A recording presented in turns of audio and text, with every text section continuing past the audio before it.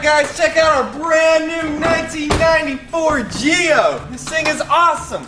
We're going to put some nitrous on it. We're going to see how much power we can get out of this 16 valve, 4-cylinder, 1.8 liter motor. You know, she's got a solid 220 on her. We got her for $200 and we're going to see how much we can get before she pops. You know, we're just going to keep feeding the nitrous to her, the go-go juice, until she has a little come apart. And it's going to be you guys' job to guess how much power she's going to make on the dyno before she pops. Alright guys, we just want to give you a quick rundown of what we have going on here. This is 110 octane. We've modified a nitrous bottle.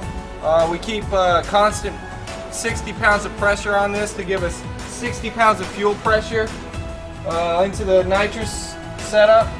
We've got the bottle at 900 psi. We just got a real basic system. We ran all the wires on the outside because this thing's going to blow up anyways. So what we're going to do for you is give you a quick base run, show you guys what this thing's making to the wheels from the factory after 220,000 on it. Then we're going to start adding the nitrous to it and we'll see what happens. Alright, this is the baseline test for this Geo right now. No nitrous.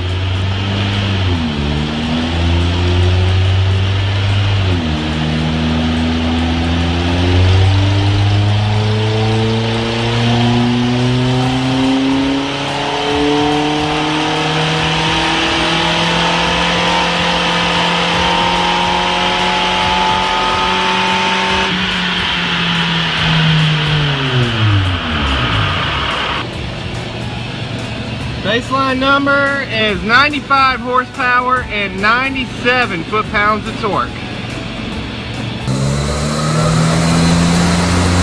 Alright, this is about a 60 shot.